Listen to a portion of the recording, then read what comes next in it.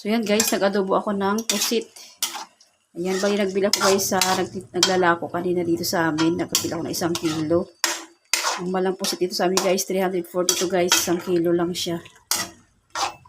So bali ginisa ko nga pala to guys sa sibuyas, bawang, at luya. Then nilagyan ko siya ng toyo, litsin, laurel. At ngayon maglalagay tayo guys ng paminta. Ayan. So, kasi ng mister ko adobo.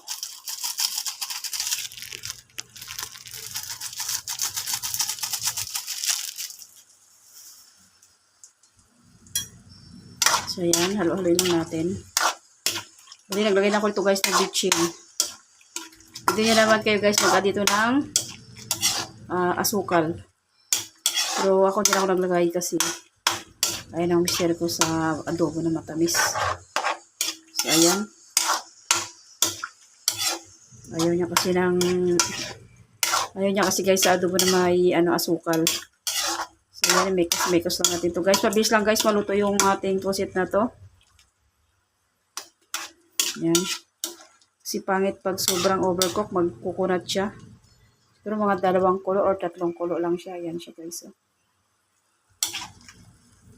Paborito ko to guys. Ayan.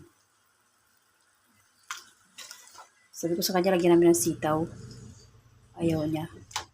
Pero adobo lang daw. So yan guys, update ko kayo mamaya-maya kapag goods na. So yan guys, tignan natin kung luto na yung ating pusit. Ayan. Lumiit na siya guys. Ang dami ng... So yan guys, luto na yung ating pusit. Ayan, maliit na siya oh.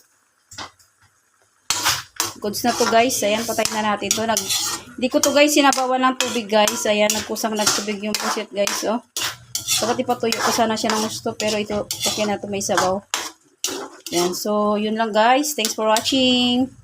Please like, comment, share, and subscribe. God bless us all. Thank you Lord for blessings. Sarap ng lunch natin for today's video guys. Adobong pusit. Okay.